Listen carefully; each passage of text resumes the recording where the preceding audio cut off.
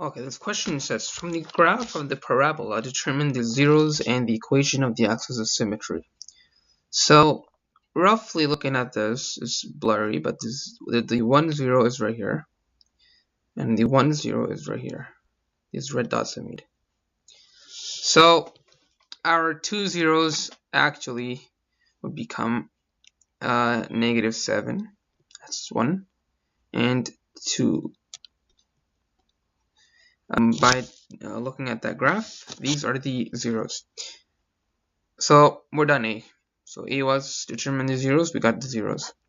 Now B says the equation of the axis of symmetry.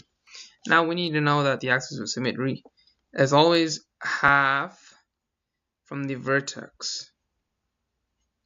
So here's the vertex, this is the vertex, and it's half. So we will combine the both of the points.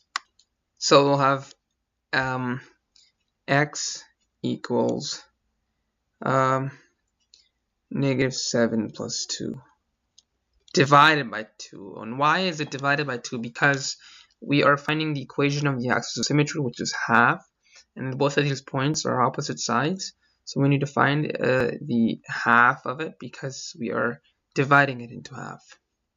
So we get -7 plus 2 equals x equals -5 divided by 2.